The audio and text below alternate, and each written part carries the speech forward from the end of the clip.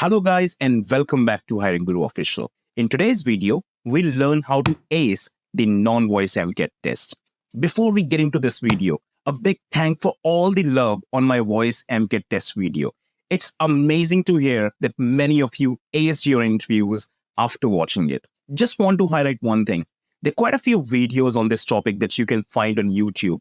Most of my candidates have told me that these videos just talk about what the test is all about, but none of them actually discuss how to clear the assessment. This is where I believe my voice AMCAT test video was successful because I covered all the aspects of the test, starting from explaining what kind of sections are there in the test, providing important test instructions to avoid proctoring rejections, and finally, I shared all the required tips and tricks on how to clear the test. This video will be on the same concept. I will cover all the important aspects of the test, including how to successfully clear this assessment, and I guarantee that after watching it, you won't need to search for anything else. First thing first, there have been a few recent changes in the non-voice AMCAT test, and in this video, I'll provide the latest and up-to-date briefing. This video is divided into 3 parts. First, we'll learn the correct way to register for AMCAT assessment test, ensuring all the necessary information is correctly updated and you are assigned the non-voice test only and not anything else. Secondly, we'll discuss important test instructions covering all the do's and don'ts. I'll highlight common mistakes that leads to rejection of more than 50% of candidates referred to as proctoring reject by the company. And lastly, I'll share all the required tips and tricks for clearing the test, ensuring you score the maximum and clear the test with flying colors. So there are quite a few ways of raising your profile for a non-voice process. For example, you can either visit the company directly and apply as a walk-in candidate, or you may choose to apply online or ask a friend to refer you who's already working there, or apply through a job consultant and so on. Right now, I'm assuming your application has been successfully forwarded to the company for the interview and you have received a registration link. Now let's quickly go through the process of registering and entering the necessary information. Keep in mind that you can register either using your laptop or a smartphone. The registration process is a crucial step because I've observed many candidates who, while registering, end up selecting incorrect options and are assigned the wrong test. Since the registration form cannot be changed once submitted, candidates either find themselves forced to apply for a voice process or get disqualified, or their profile ends up getting locked without even having the chance to appear for an interview. And when they try to re-register themselves, they get an error message stating that the candidate is still under the cooling off period. Guys, here's the correct way of registration. When you click on the registration link, you will see a screen like this, where you are required to enter your details like your first and last name, phone number, email address, Aadhaar card, re-verify Aadhaar card, and other required details. Keep in mind that the fields marked with an asterisk are mandatory. As I said earlier, we need to pay special attention to certain fields to ensure you are assigned a correct test and your profile is approved. So the most crucial section is process applied for. You will get 4 options and you must select the option that says Advisor Customer Service Non-Voice. As we are applying for a non-voice process, so you must choose Advisor Customer Service Non-Voice. Do not select Advisor Customer Service Voice or Technical Support. Secondly, if you have ever worked with Concentrix before or any other company which is associated or owned by Concentrix, you must declare. Failing to do so will lead to disqualification. You must accept the terms and conditions, and on the bottom of the screen, you will get 2 options: Start Assessment Now or Start Assessment Later. If you wish, you can click on Start Assessment Now if you want to take the test right away. Otherwise, choose Start Assessment Later. I recommend selecting Start Assessment Later as it gives you the required time to settle things and do the assessment as per your convenience. After clicking on Start Assessment Later, you will receive an AMCAT assessment test on your registered email address. Since we selected Customer Service Non-Voice during the registration process, you will receive the correct test email for sure. Now let's look at some important test instructions and all the do's and don'ts. Please note, this is a proctored test and your laptop's or mobile phone's selfie camera records the entire session. You'll be surprised to know that more than half of the test takers who get rejected aren't actually failing the assessment, but they were either found cheating or compromising with the test integrity, either intentionally or unintentionally. Guys, एक चीज बहुत ध्यान से समझ लेना, और ये आपको कोई नहीं समझाएगा. No matter how well you perform in the test or regardless of your test score, if you have been engaged in any form of cheating or if there are any proctoring issues, you'll be rejected based on cheating. So it's absolutely crucial to understand what falls under proctoring issues and what are absolute do's and don'ts of the test. Crucial point number one. As I mentioned earlier, this is a recorded test and your system's front camera records the entire session. Test will be reviewed by one of the assessors to ensure that you have taken it with full integrity, doing everything on your own without taking any external help or cheating. Once the MCAT test begins, it can't be paused, restarted, or minimized. Means any interruptions will cause your test to stop and you won't get another attempt. Therefore, make sure your laptop is fully charged and you do not stop the test anywhere at all. Crucial point number two. And yes, guys, the maximum number of rejection which happens in MCAT test is because of this point. You're not allowed to take any screenshots, switch browsers, minimize the test window, launch Google, or open any other window or app other than the test screen. As I said earlier, since it's a recorded test, if anything else appears on the screen apart from the test window, you will be rejected due to proctoring issues. Crucial point number three, avoid using any other electronic devices like calculators, tablets, or mobile phones during the test. Keep them away, even if they are switched off. Just make sure no electronic devices or any pen, paper, or a book show up in the camera. This may give an impression that you're trying to take an external help for writing a passage or attempting to cheat. Crucial point number four, the company just wants to make sure that it's only you who is giving the assessment and not anyone else. So your face should be completely visible and you should have proper lighting in the room. Lastly, while doing the test, avoid murmuring or talking to yourself, as it may give an impression that you're reading something from somewhere. Remember, you're not allowed to talk to anyone while giving the test. No one should be present in the same room or no one should be talking in the background. All this falls under the act of cheating. Again, as I said earlier, it's a recorded test. An assessor will check the entire video to make sure that you have given the test with full integrity. इसे easy words में समझ लो, बस screen में देख के test करना है. किसी से बात नहीं करनी, कोई आपके आसपास नहीं होना चाहिए, फोन यूज नहीं करना, गूगल मत ओपन करना या कोई भी और ऐप ओपन मत करना because all this falls under proctoring issue. Guys, following these instructions ensures that your basics are covered and everything is in place. Now, when you open the email, check the system requirements to make sure everything is in place. Click here to start the test. First thing that will appear on the screen after clicking on click here to start the test is WriteX essay writing test. Open response test that evaluates the ability to write in English on a given topic. The test provides scores on content and grammar.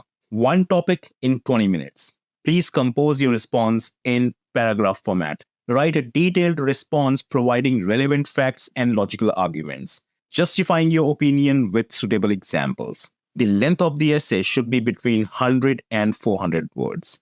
Let's understand these test instructions in easy words. This test has only one section called essay writing. You will get 20 minutes to write your essay and it should be between 100 to 400 words. Make sure to include relevant facts, logical arguments, or your opinion with suitable examples and format it in paragraphs. Your essay will be evaluated on the basis of your content and grammar. Now, let me quickly share a few frequently given topics in the MCAT test. Number one, advantages and disadvantages of credit cards. Number two, benefits and drawbacks of remote work. Number three, discuss your goal in life and the steps you will take to achieve it. Number four, discuss your passion or hobby and how it contributes to your life.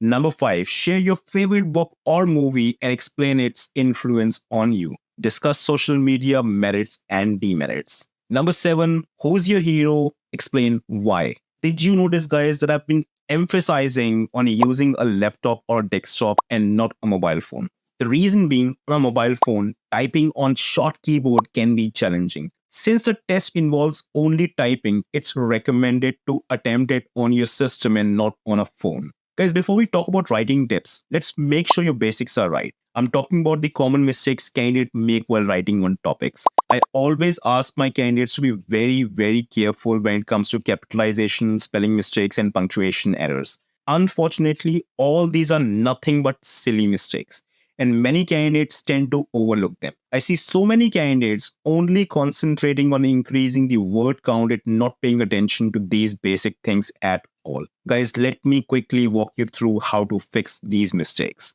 Remember, there's only one section in this test where you have to write an essay on a given topic. And you must write between 100 to 400 words. You'll be allotted 20 minutes. Your essay will be evaluated based on your content and grammar. This means if you fix these silly mistakes, then you can certainly increase your scores by manyfold. Let me quickly walk you through how to fix these mistakes. Number one, capitalization tip. Always start each sentence, paragraph, and the first letter after a full stop with a capital letter. Remember to capitalize proper noun, which includes name of people, places, and specific addresses.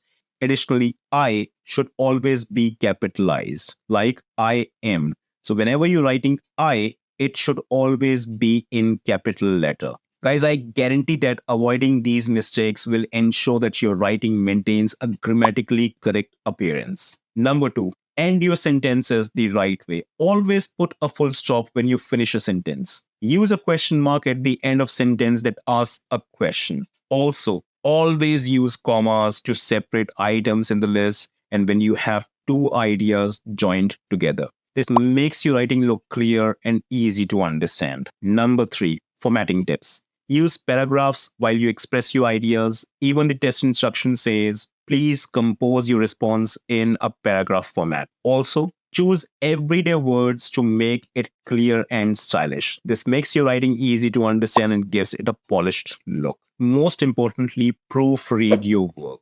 Go through what you wrote. Proofreading helps finding mistakes like grammatical errors, spelling mistakes, and punctuation mistakes. It's a very good practice, just like our parents used to remind us to double check our papers before submitting them in the examination hall. I've always loved doing this, and I would recommend you do this as well. Guys, this is very, very important. The test instruction says the length of the essay should be between 100 and 400 words. But we have observed that those who write passage between 100 to 200 words may face rejection for low word count. I've seen so many candidates getting rejected. So if you really want to be on a safer side, I would recommend you to write the passage between 300, 350 or 400 words.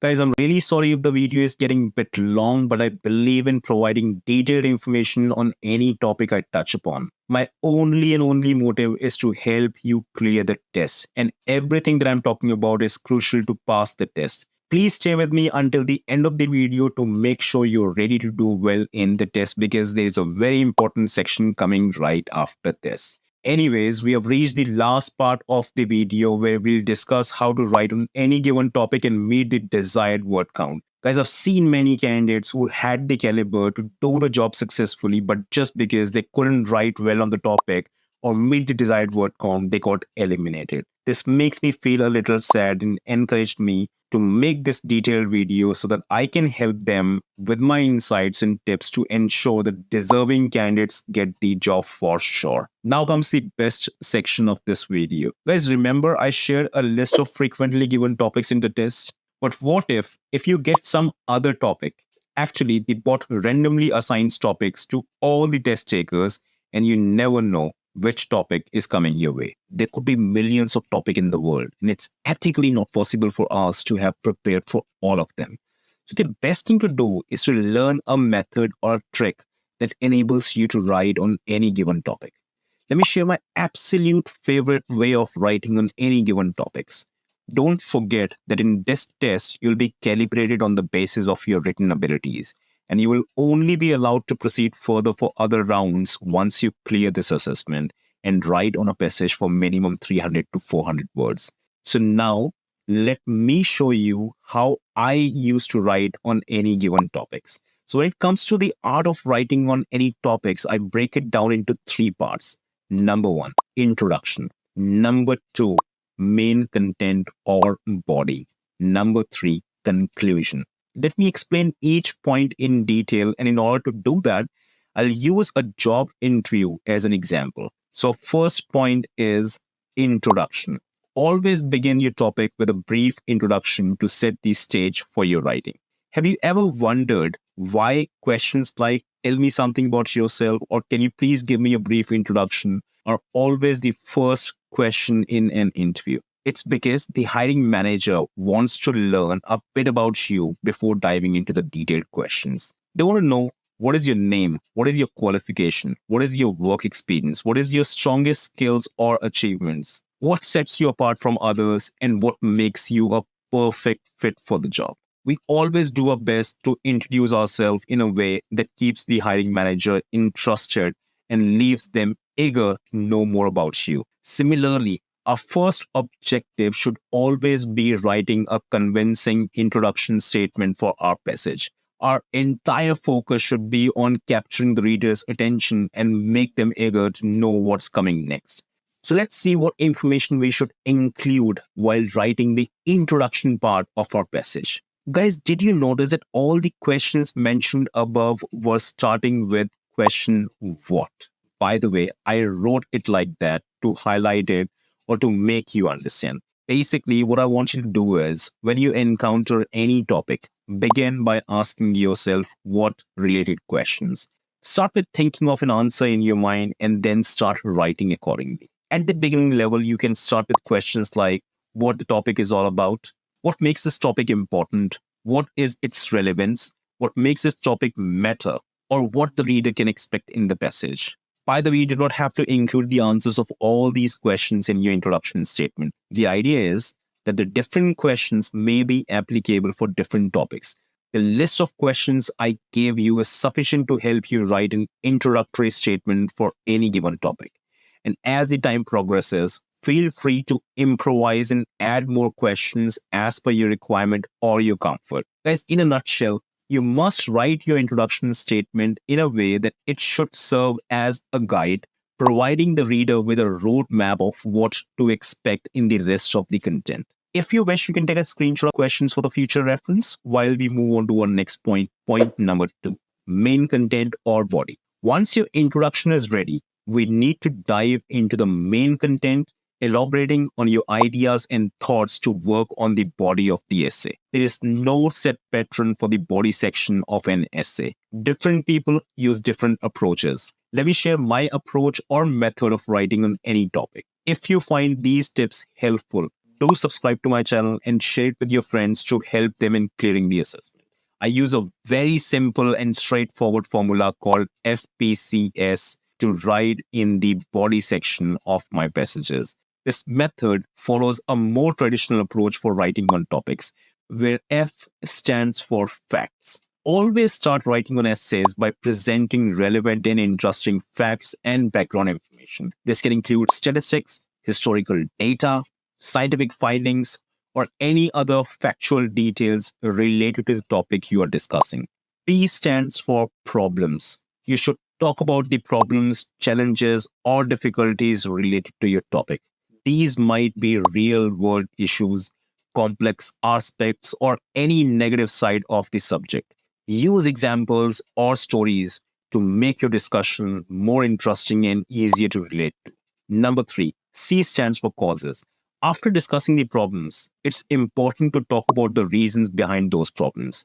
Explain why these issues occur, what leads to them, or the factors that causes these challenges. If you can explain both problems and causes effectively in your topic, your passage will sound interesting. Even if you do not have an in-depth knowledge of the topic, covering and explaining basic problems and causes will certainly make it sound impressive. Number 4, S stands for solutions. Along with solutions, we can also talk about alternatives.